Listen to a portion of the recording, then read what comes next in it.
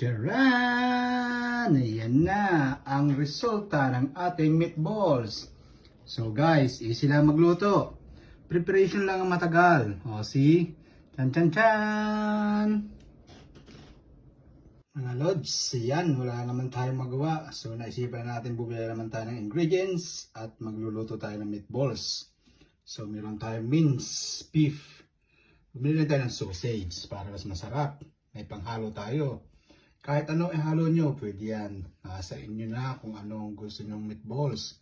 So yan lang po ating mga ingredients. Salt, pepper. Meron pa tayong dolmio. Yan siyempre, ang aking paboritong pasta. Ang tagliatelle. Yan, masarap po yan. So again, sa inyo na po kung anong gusto nyong pasta. Pero kalimitan is spaghetti. So sa akin pinili ko tagliatelle.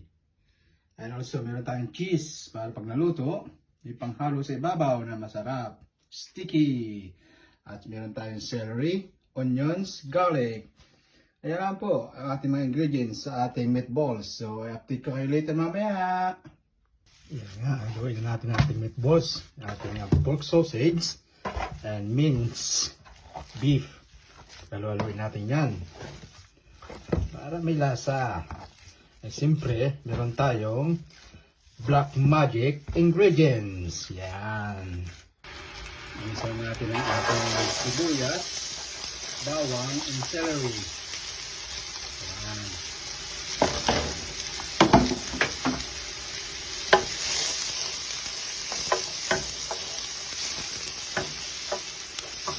At ito na siya.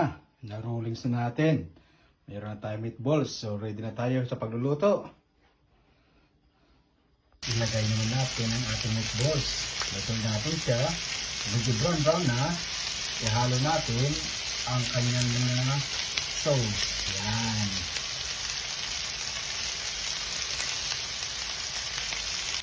Yan na po.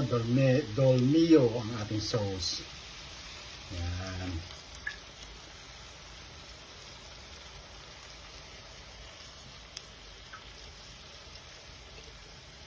Lagay tayo ito ng mga 3 para masabaw.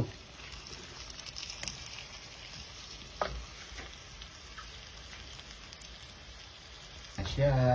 Lalagyan na natin siya sa oven. Siguro mga 45 minutes to an hour. Luto na siya.